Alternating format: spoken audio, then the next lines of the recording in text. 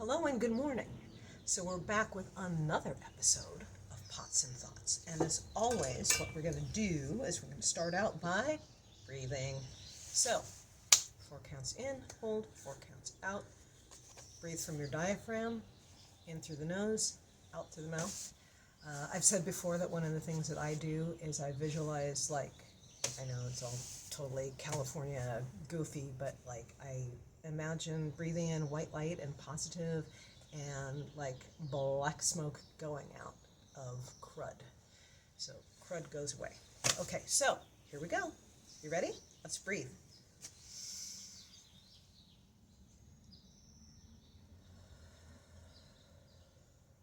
Let your shoulders drop.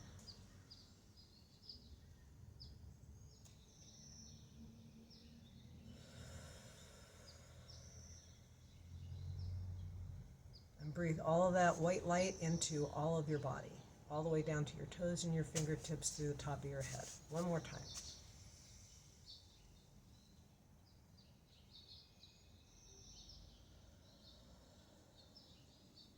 Wow, that just helps, doesn't it?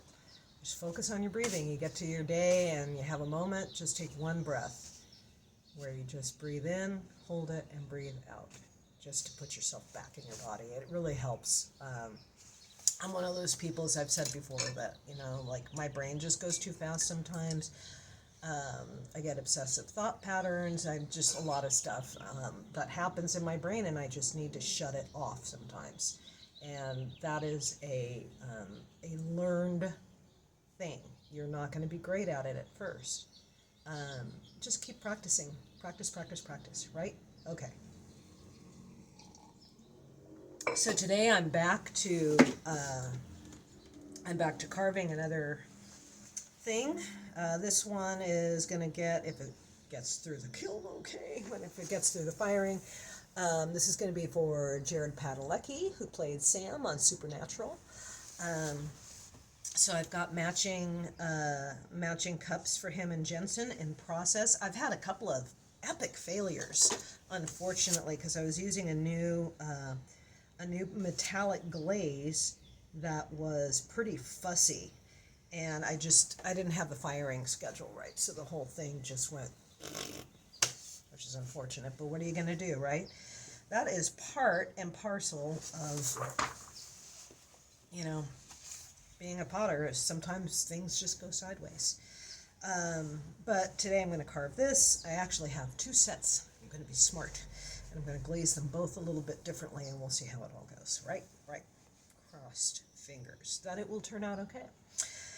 Anyhow, so today it was interesting. I wanted to discuss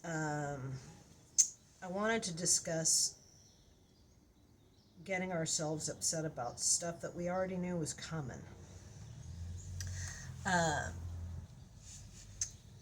Last year, my mom passed away. And January started out, my aunt passed away. February, the first weekend in February, my mom passed away. And between that date and the end of April of last year, between my father and myself, we had another 10 people die. Woo! 2023 was great, right? Yeah, it seems like 2024 is going the same way, but whatever. Anyhow, so one of the benefits of my mom having access to a Medicare program, which came to the house. I think I mentioned before that we were lucky enough to be able to keep her in the house until she passed. They had her on hospice care here, so nurses would come in and, take the vitals and make sure she had medication, and we had a bath nurse that came in as well, so we know that she was nice and clean and all that stuff. And one of the benefits that I didn't know that we were going to be able to avail ourselves of was we had a grief counselor for 13, I think it was 12 or 13 months after she passed, so we could talk about whatever we needed to talk about in regards to our grief. and whatever we needed to do, we had somebody there, and it was all part of the service. It was free. We didn't have to pay extra, which I'm really grateful for, I gotta say, because I really availed myself of that service. And I was talking to the grief counselor about something that just had been really upsetting for me. And he listened, because that's what they do, right? They're supposed to have somebody who listens to you. And after I was done talking about this particular incident, he said, "Didn't that happen before?" Or something just like it with this individual. I'm like, "Yeah, it did. It was this thing that happened." "Okay, so why are you so upset about it if this is something that this person had done before?" Like, and I was like, "Well, what do you mean?" And he says, "Well, you knew to expect it, right?" And I'm like, "Yeah, but," and he's like, "No, no, no, no.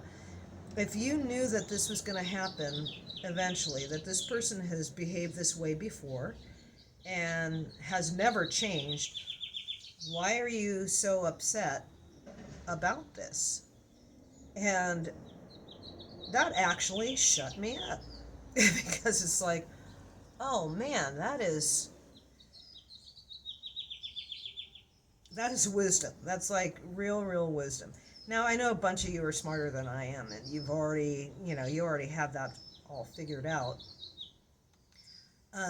But I think one of the things that statement did for me is to remind me of how much of life's misery I actually cause myself to myself. You know what I mean? It was a real eye opener. It's like, okay, after we got off the phone, I was like, how many times have I done this in my life? It's like, the old saying that was supposedly, attributed to Albert Einstein or somebody like that is, the definition of insanity is doing the same thing over and over again and expecting a different result, right? So I also tied it back in because, as you know, I'm a big fan of Pema Chodron and her teaching. Um, and I tied it back into, one of those teachings from Don't Bite, that recording of lecture she did on called Don't Bite the Hook, which was about anger and just kind of like dealing with your own anger and dealing with people and all this kind of thing, and expectations and all of these things. And like one of the things that she commented on is like, okay, so if you believe, if your core belief is that all people are inherently good, so if that's your working philosophy, that all people are inherently good, then you can realize that whatever is going on with that individual who made you mad or hurt your feelings or whatever, you can take a moment to realize that if they are basically a decent human and that's their baseline, then they're having a bad day, right? And you can forgive them. For having a bad day, right? You know that this moment that they're not behaving properly or how you expect them or whatever is transitory, right? You know that. So then you can kind of give them a little grace and move on. Now, if you believe the opposite, which is all people are inherently terrible, okay, then if that's the case, if that's your working philosophy, then isn't it reasonable to not be surprised when somebody's awful? And in either case, when you understand it from either of those perspectives, why are you angry when they behave in a certain way that you were expecting, or that you know that humans are good so they will have bad days and people are bad so they're just being bad, right? They're just being human. So when you look at that, and go a little bit further, for me, I had to go a little bit further because of just how I'm wired. I had to stop and think about, like, something that my neighbor across the street, who is just a delightful human and just an all-around really cool dude, he said, well, your disappointment comes from expectations. You expect people to behave a certain way, and it's not reasonable for you to expect people to behave in that way, because they never have, and they're not going to just change because you said so, which, can you imagine? They're not going to change because I said so. The horror. But this is the truth, right? People are who they are. I think it was Maya Angelou who basically said, when people show you who they are, believe them, right? So all of this stuff winds back around to the idea that we, as people, we get ourselves all stressed out and wound up about things, whether, you're like me and you have these, these issues with repetitive thoughts and obsessive thought patterns and all of that. If you get yourself wound up, the more you think about the thing, the inner dialogue that you have about something, then you can start to teach yourself to catch it and nip it in the bud before it gets too much momentum going on. You see what I mean? It's like we do these things, and it's like, oh, let's just take like some random dude. I think I might have mentioned in a past episode that driving and being impatient about driving. And so this guy came up behind me, like I had my turn, I didn't have my turn signal on yet. There was a lot of space, plenty, like 3 or 4 car lengths, okay, that I could slip in. So I turn my signal on and I start to change lanes, and this guy stomps on his gas and starts roaring up behind me, and then he's literally like screaming and shaking his fist in the rear view mirror. He's doing this whole thing, right? And he's being all dramatic, and he's swerving his car back and forth. He's just enraged, and then he like squeals by me, like misses me by inches, and then roars up next to me, like super close, like dangerously close, and then cuts me up, and he's just doing the whole thing. Now, I could have obsessed about that all day long. That son of a bitch.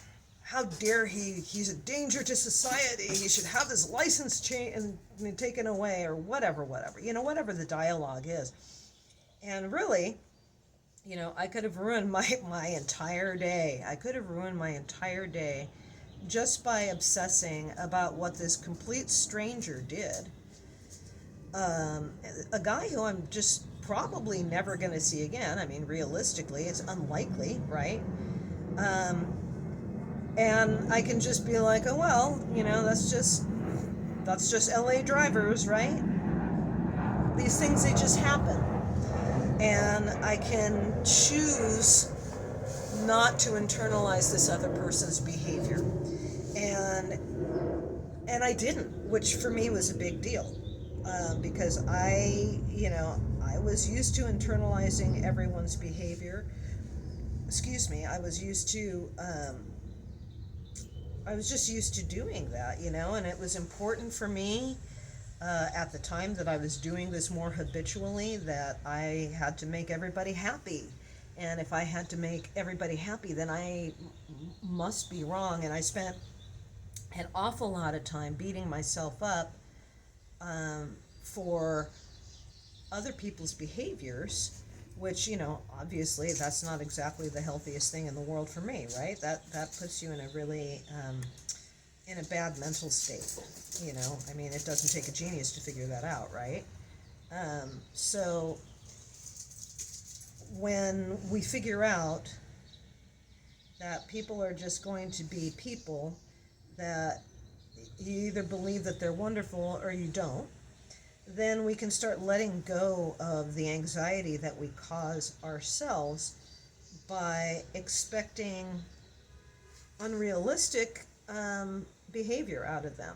You know, it's, you know, kind of like expecting a sloth to finish first in the Boston Marathon, right? That's just never going to happen because the sloth is the sloth, and, you know, it's just not that fast. We have squirrels. I don't know if you heard that, but we have squirrels, and the dog is now like, oh my gosh. So anyway, I just invite you to think about these kinds of things. I invite you to think about how you think, and I invite you to start tuning in to your thoughts and to just observe them. You know, thoughts are just thoughts. They're, in certain ways, I mean, in normal circumstances, you know, thoughts aren't that big a deal unless we make them a big deal.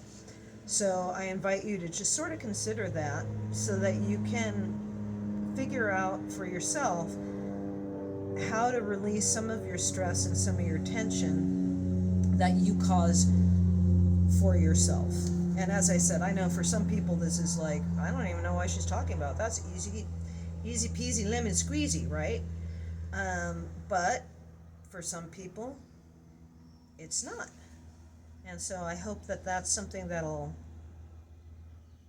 give you a little food for thought in a positive way, and that you can start to consider your state as you go about your day. So I just started this. This is good, huh? It's a good start. I just want to remind you again to go to all those social media things. I got a link tree, which I put down in the description part down here.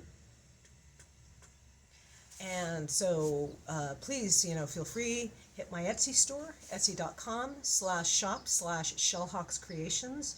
Look up Shellhawks Creations on Patreon and on Instagram.